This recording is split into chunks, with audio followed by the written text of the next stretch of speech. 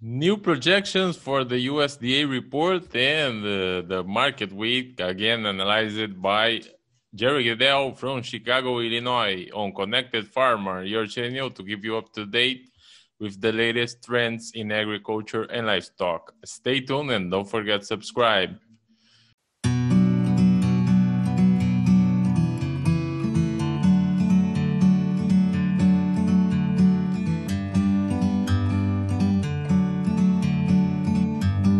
So, Jerry, this week we have seen several projections about the crops, especially the Brazilian crops. And some consultancies have reduced very significantly the output, and others have seen no big change. Exactly. We've had numbers here.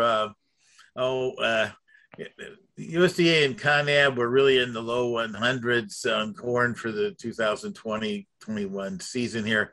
From there, 100 to 100, 102, something like that. And then we had some people think it wasn't hardly going to get down below 100 from one outfit. And then interesting today, what I call the firm in Memphis, put out their estimate at 88 million metric tons. I guess the interesting thing is the USDA doesn't tend to make big leaps like that, but definitely caught people's interest and kept the prices strong, which were firm going into the weekend because of the weather forecast in the U.S. Looking pretty warm and limited rains back and forth. There's different discussions on what the various models are saying in the U.S., but in general, most people are not anticipating a lot of rain at all, from really the Rockies until Ohio.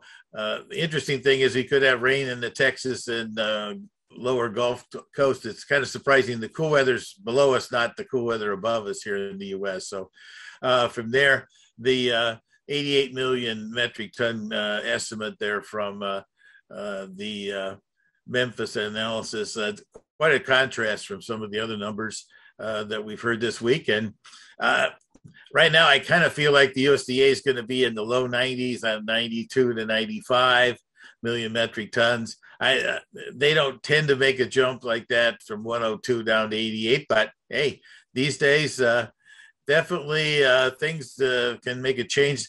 There hasn't been a lot of tremendous good weather in the last month for the second crop corn. We had a lot more corn in that later stage than normal, so it's definitely susceptible. I kind of feel like that we could still see another lower number, maybe even next month, if the USDA's numbers in that 92, 95 number.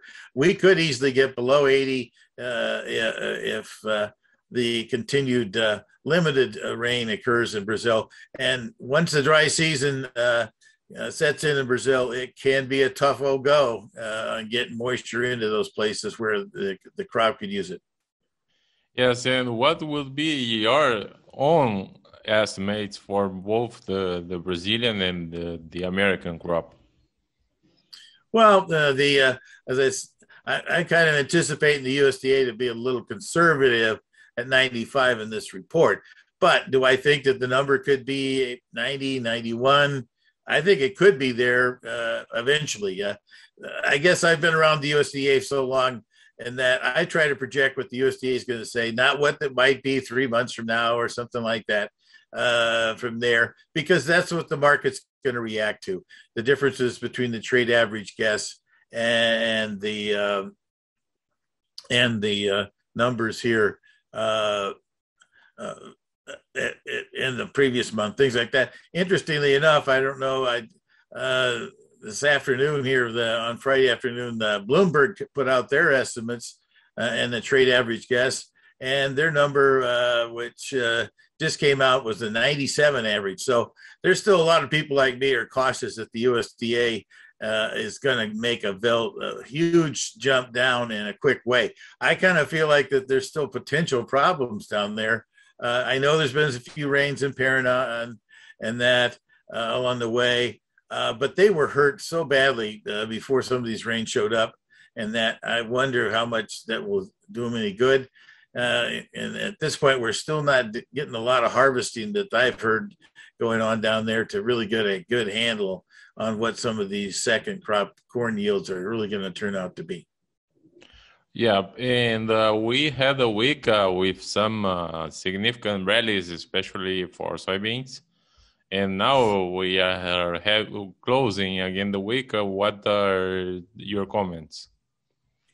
Well, the soybeans have been a little tough. They've really been kind of on the sidelines because there's been so much going on in the corn markets and trying to figure out crop sizes in the U.S.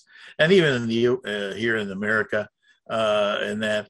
But from the standpoint of the soybeans, I kind of feel like that there seems to be a building attitude that that not enough soybeans are going to be planted in the U.S. to keep adequate supplies around, and that going forward. And today is another good example. While beans were strong today, the heat situation on soybeans in the U.S. it's quite a ways away here. The impact of the limited moisture that beans need this time of year, and also the fact that they're a little more drought tolerant, and that so as a crop to be planted.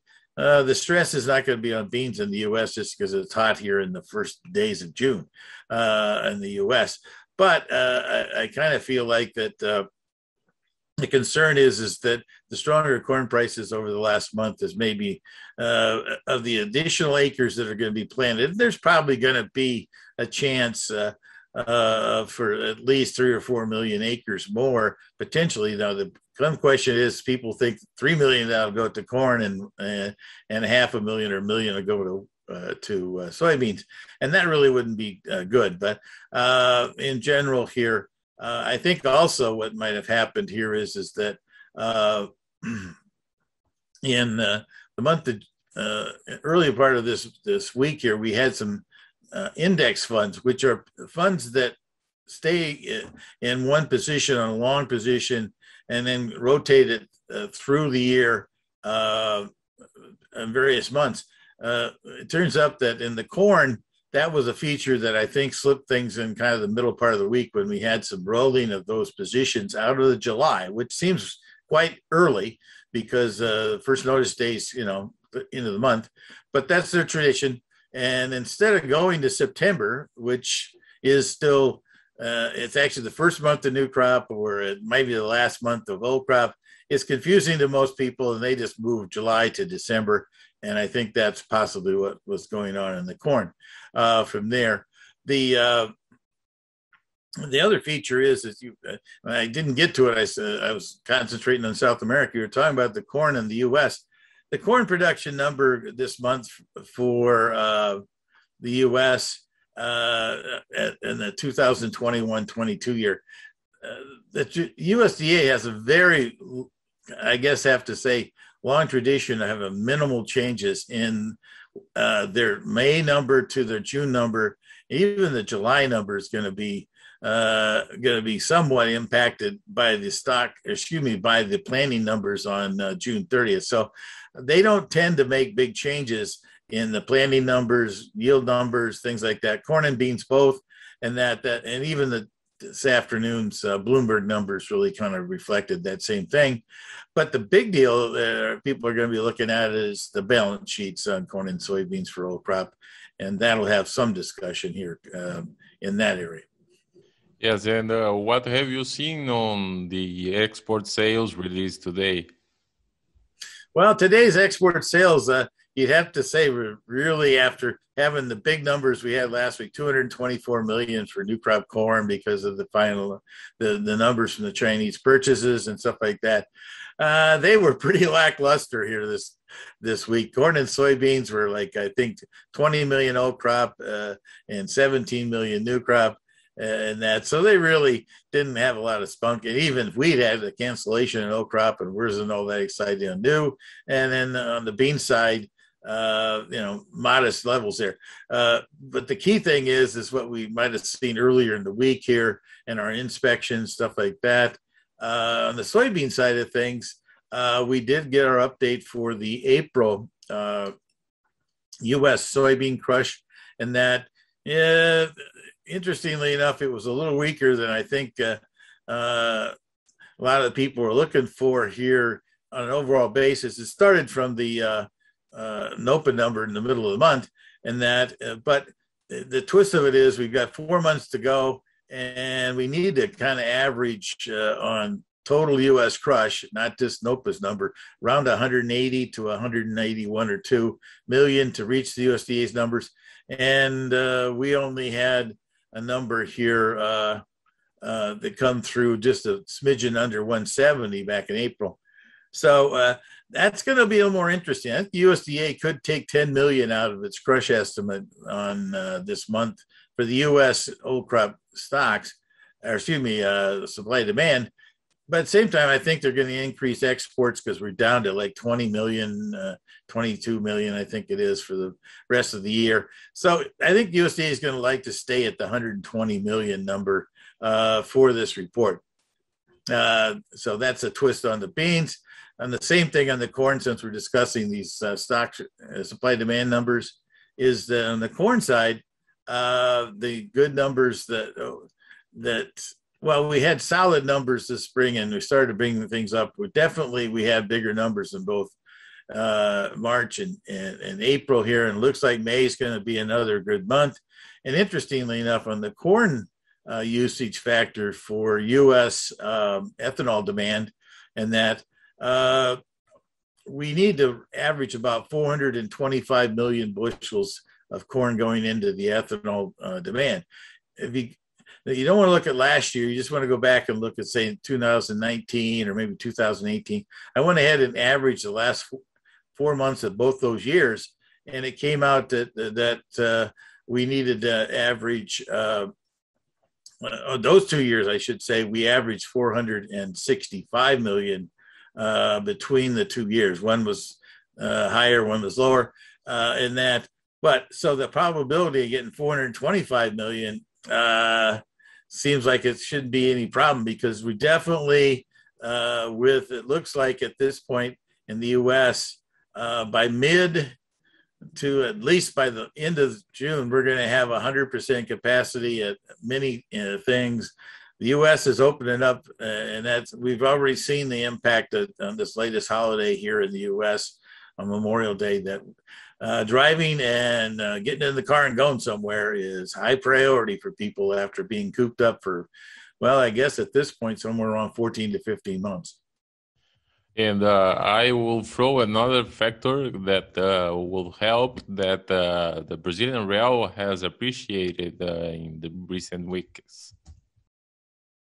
Oh, definitely. Yeah. That's a factor. The U.S. currency situations and that have also looks like they're a little choppy in here too. So because basically everybody's looking at your fantastic exports of soybeans and anticipating some. And I think there still will be a pretty aggressive corn export program that's already been sold here from not so much this recent year, but last year. How much corn was sold way back last time and prices and that. I know there's some people probably disappointed by the prices that they sold at now, but it was versus now at this point. But I think that's the one feature that's kind of interesting here. You say, wow, this corn crop in Brazil is really going south here on output.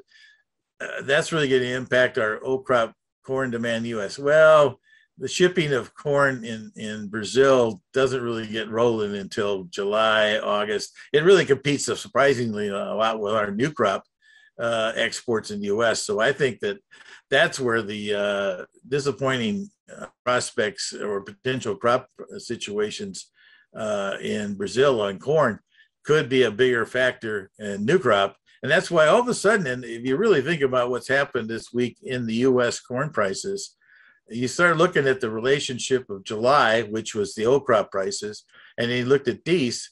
That relationship of July to DEES corn spread has dramatically changed. And in reality, I think that DEES has become the leader, primarily because issues we just talked about in South America output, and also the fact that